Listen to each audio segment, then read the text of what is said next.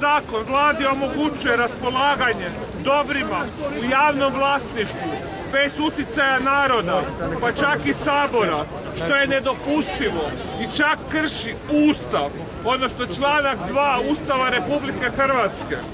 Sprečavanje donošenja tog zakona je glavni cilj naših prosvjeda, ovog prosvjeda, kao i izražavanje i svoje nezadovoljstvo općim stanjem u zemlji. Naime, ova vlada koja je dobila povjerenje velikog broja birača prije nešto više od godinu dana nije predstavila nikakvu strategiju razvoja, kao što je nije imala ni jedna vlada prije nje. Njihove jedine su strategije da zapošljavaju svoje poslušnike. Nezaposlenost raste, plaće se smanjuju ili ne isplaćuju, a cijene lete u nebo. Vlada se brine jedino da namjesti svoje poslušnike, rasproda i uništi što nije stigao HDZ i što prije uđe u Europsku uniju, unatoč činjenici da se u većini zemalja Europske unije događaju masovni prosvjedi i štrajkovi. Ovi su ljudi vrlo artikulirano došli reći: ne damo još ono malo što je naše, nećete nas više pljačkati. 20 godina nas pljačkate, pa kad je dosta? Ljudi su došli reći: dosta je pljačke, nećemo!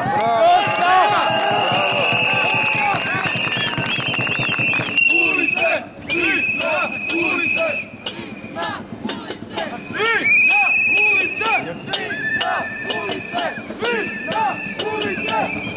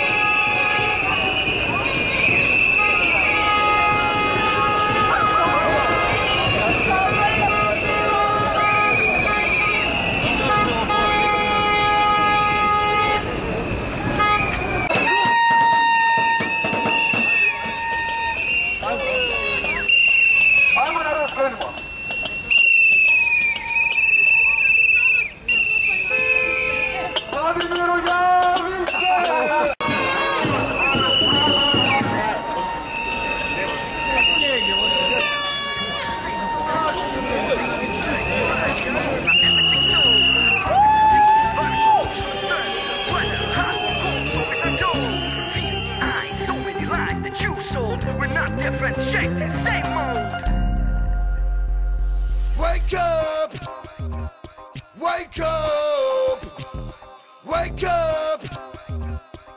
Or you gonna swing like a puppet on a string. Wake up! Wake up! Wake up! Da se svaki put priključite ovim akcijama. Bez vas nema promjena. Vi ste promjena. Nemojmo očekivati od njih da budu promjena. Vidjeli ste ovih godinu dana. Sve je to jedna te ista politička elita. Oni se samo rotiraju. Nema političkih promjena. Od 90. do danas imate 840 i nešto imena koja se rotiraju na raznim funkcijama. Dakle, jedna te ista elita se samo dogovara i pljačka. Nažalost, jedan te isti narod koji to trpi i šuti. Nemojte više šutjeti. Izađite na ulice i pružite im otpor. Aktivni otpor. Dosta je pljačke. Nužnost je slijepa dok je ne postaneš svjestan, a sama je sloboda svijest o nužnosti. Napisao je jedan njemački filozof. Mi smo svaki dan sve svjesniji lošeg stanja u našoj državi, te lošeg upravljanja isto. Vrijeme je da poduzmemo nešto za sebe, za svoju djecu. Jedino što ljude drži na životu je nada. Ne držite svoje nezadovoljstvo u sebi.